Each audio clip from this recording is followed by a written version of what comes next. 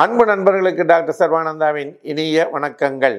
நண்பர்களே, கடந்த சில வாரங்களாக ஜென்ராலிட்டிஸ் என்ற டாப்பிக்கில் நாம் தொடர்ந்து பல கருத்துக்களை சொல்லி வருகின்றோம். ஹோமியோபதி சப்ஜெக்டை பற்றி பேசி வருகின்றோம்.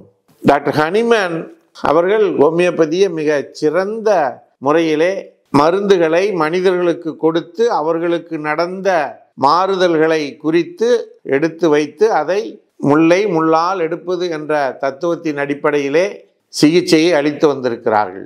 டாக்டர் கென்ட் என்கின்ற அமெரிக்க ஆங்கில மருத்துவர் ஹோமியோபதி மேலே பற்று கொண்டு அதை மிகச்சிறந்த அளவிலே வளர்த்தெடுத்திருக்கிறார்.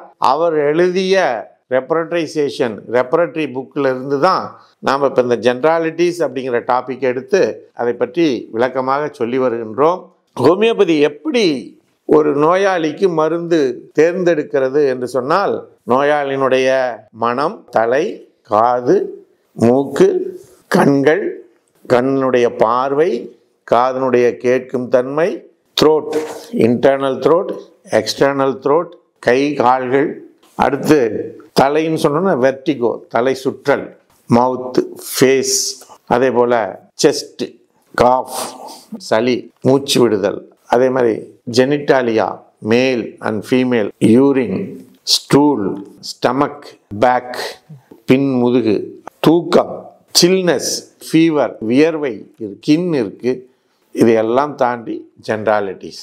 இப்படிப்பட்ட டாபிக்ஸில் தான் இந்த எல்லா டாப்பிக்லேயும் சேராமல் சில விஷயங்கள் நடக்கும். அந்த விஷயங்களை ஜென்ராலிட்டிஸ் அப்படிங்கிறதுல டாக்டர் கென்ட் கொடுத்துருக்கிறார்கள். இவைகளை தனித்தனியாக அதில் ஏற்படக்கூடிய பிரச்சனைகளை எல்லாம் தொகுத்து அதற்குரிய நிலைகளை டாக்டர் கென்ட் அவர்கள் சொல்லியிருக்கிறார்கள். நண்பர்களே, நல்லா இருக்கீங்களா? இன்றைக்கு ஹோமியோபதியில் ஜென்ராலிட்டிஸ் அப்படிங்கிற டாப்பிக்கில் அன்ட்ரெஸ்ஸிங், அன்கவரிங் அப்படிங்கிற 2 சப்ஜெக்டை பார்க்க போகிறோம். அன்ட்ரெஸ்ஸிங் அப்படின்னா காலையிலிருந்து மாலை வரை போட்டிருக்கிற உடை. அந்த உடையை நாம் கழற்றுகின்ற பொழுது நம்ம உடம்பிலிருந்து வெளியே எடுத்த உடனே நமக்குள்ள பிரச்சனைகள் ஏற்படும். நமக்கு ஆல்ரெடி இருக்கக்கூடிய பிரச்சனை அதிகமாகலாம் அல்லது புதியதாக ஒரு பிரச்சனை உருவாகலாம்.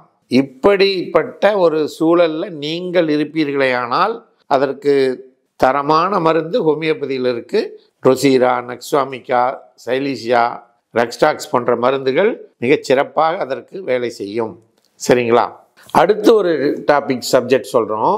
அது என்னென்னா அன்கவரிங்.